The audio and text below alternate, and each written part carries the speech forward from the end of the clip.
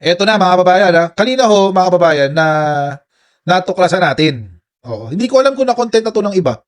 Parang hindi ko masyado nabalitaan kahapon. Pero kung hindi man, baka busy lang ako kahapon masyado. Hindi ko siya napansin. Pero, kahapon kasi, in-interview si former Senator Trillanes, mga babae. At sa kanyang interview, meron ho siyang nabanggit. Meron siyang nabanggit, mga babayan. Meron hong mukhang may ifa-file na kaso. Oo. Laban kay Senator Bongo. Ayan, mga babayan. Kanina ho, nakita natin ito. Actually, dapat di talaga di ko kontento kaso dahil mukhang interesting to, mga babayan, kasi malapit na eh. Malapit-lapit na. O, konti na lang. Kasi dahil meron tayong bagong ombudsman, baka ito ay mag-prosper. Oo. Ito, ayan. Plunder next, sabi niya ng politiko. Trillanes to haul Bongo before ombudsman over the family contract. Ayun. Mga kababayan, ito, balik tayo sa usapan. Usapan ng infrastructure scam. Infrascam, guys. At dito, mga kababayan, papasok na yung usapan ng tawag dito. Kung makukulong ba si Bongo. Pero ano, mga kababayan, may posibilidad na mag-prosper to eh. May possibility na ito ay mag-prosper.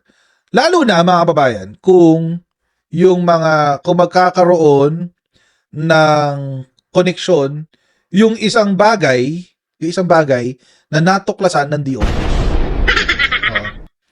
Puntahan natin yung interview ni former Senator Trillanes. Ito ho yun, mga babayan. Panoorin ho natin. Senator Sonic, where is Rowena Garma? Is she going to testify against the former president as well? Yes, she's in a safe place at the moment, and she will testify against Duterte, and also she's part of the build-up of the case against Mr. Bongo. Mr. Bongo, Senator Yes. Bongo. Mukhang babalik sa kwentuhan ng ICC, guys. So, hindi lang sa ombudsman pala ang kwentuhan na pinag-uusapan natin dito. Hindi lang sa ombudsman. We're also talking about the ICC complaint. Mukhang magkakaroon ng reunion si Bongo tsaka si Digonggo. Oo. Si Buanggo. Buanggo. Si Buanggo tsaka si Digonggo, Dumb and Dumber, magkikita na sila, guys. Magre-reunite na yung Dumb and Dumber. Yes. She initially went to Malaysia, didn't she, sir? Yes. Would you be able to share with us what she did there? And She already left Malaysia, and let's just say that she's being processed by the team of investigators of the ICC. I see. Doon po sa Malaysia? No. No. She has already left I see. Malaysia. Okay. But sir, can you give us more information? You were saying that she's there. Kung wala na siya sa Malaysia, nasa ang custody siya. Baka nasa ICC na rin siya, ano? Hindi kaya si former Senator Trillanes ang naghatid? Hindi kaya siya yung naghatid sa ICC kaya siya nagpunta doon. Di ba? Napaisip tuloy ako bigla. But definitely, mga kababayan, wala na siya sa Malaysia. For sure. Wala na siya sa Malaysia. At siya ay magte-testimonya sa ICC. Laban kay Bongo. Take note, ha? Laban kay Bongo at kay Rodrigo Duterte. So, lapit na tayo sa exciting part, guys. To serve as witness or to testify against, would these my words be correct, against Senator Bongo, sir? Bongo and Duterte. Silang dalawa po. What will she say about Senator Bongo? Nakascoop si Pinky. About the whole setup, that there are two branches. Mr. Duterte set the policy. So, yung war on drugs, Yeah. killing suspected drug addicts, pushers, and the killing of the ninja cops and yung mga karibal, business rivals nung drug lord nila na si Michael Yang. So, partner ni Duterte si Michael Yang, may mga karibal sila na from another another Syndicate. what's this syndicate, another triad. So yun yung pinapatay nung branch ni Bongo. Si Bato, siya yung pagso ng general chaos. War on drugs. War on drugs, yung Tokhang through the PNP. Si Bongo, sa kanya yung branch na yung special operations na tinitira yung mga ninja cops na hindi kasama sa sindikato nila, na naging distributor ng ibang drug lords, na karibal ng drug lord partner nila na si Michael Yap. I see. And this is Pero dinideny yan, dinideny ni Bongo yan. Sinasabi niya na hindi siya involved. At wala raw, in fact, mga kababayan, di ba may reward system pa nga yan. Wala raw siyang connection dyan sa, sa war on drugs, guys, sabi niya. ito po ay patotohanan ni Garma. Yes. So yan yung binuo nila na grupo na Death Squad sa national level. Parang ano nga dito is si Garma is the Las Cañas of the Davao Death Squad. Parang ganon. So, yung role ni Las Cañas as one of those who formed the Davao Death Squad, Right. nung mayor si Digong, si Garma naman yung ganon sa national level ng presidente na si Duterte. I see. Okay. So, you're comparing both. Opo, kasi si Las Cañas, hindi ho ba siya yung supposed to be may alam doon sa reward system, sa Davao Death Squad, etc., together with Bato-Bato. And then you're saying now Garma is on the national level when the former president, the former mayor became president.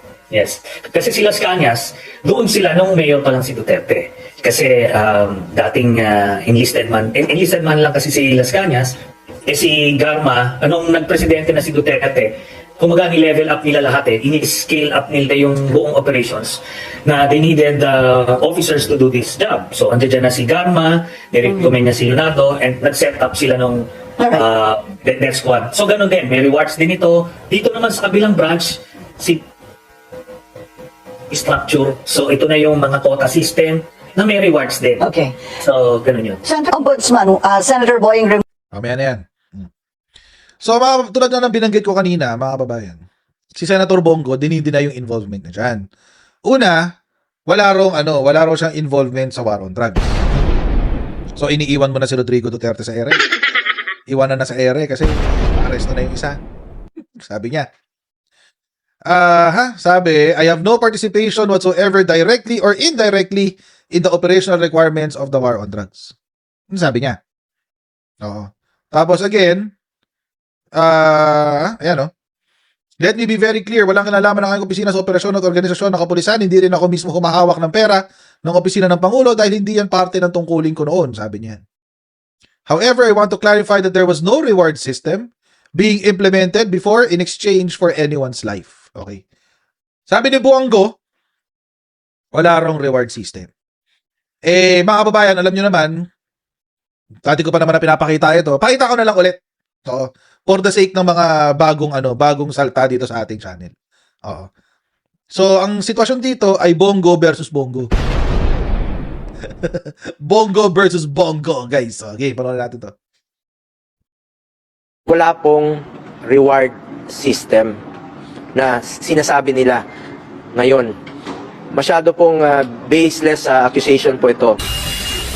3 milyong piso. Yan ang pabuyang ibibigay ng Administrasyong Duterte sa mga makakahuli o makakapatay sa high-profile drug lords. May patong din sa ulo ang alipores ng mga drug lord.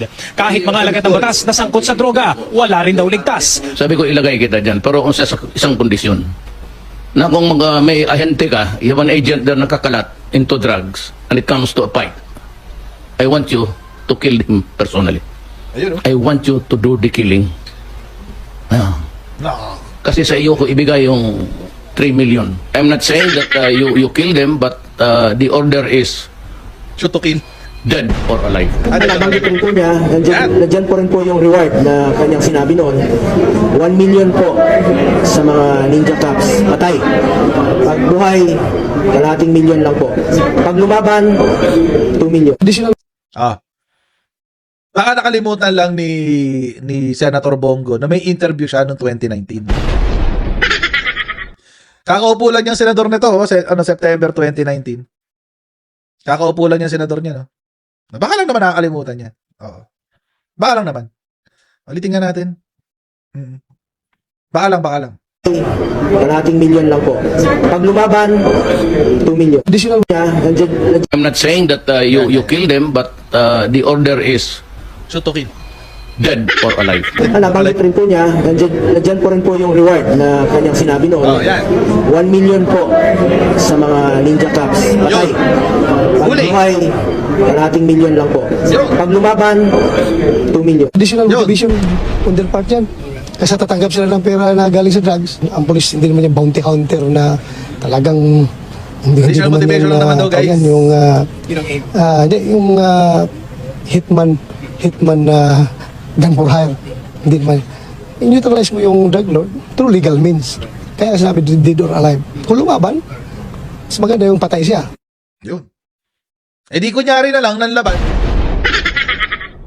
Pwede naman yun eh. Di ba? Kunyari ng laban. Ang problema kasi mga babayan, how can they be sure? Oh, for example, may cases na tayo na hindi ng laban. Paano ngayon yun? Ano ngayon yun? May mga na-convict na pulis na pumatay sa Tukhang under the war on drugs na hindi naman sila sigurado kung guilty. Hindi rin ang laban, pero pinatay. Paano tayo ngayon? Jarn, Senator Bongo. Eh, ang sabi ni former Senator Trillanes, mukhang nandoon na si Ruina Garma. Oo, balikan nga natin. Nandoon na si Ruina Garma para magtestimonya sa ICC.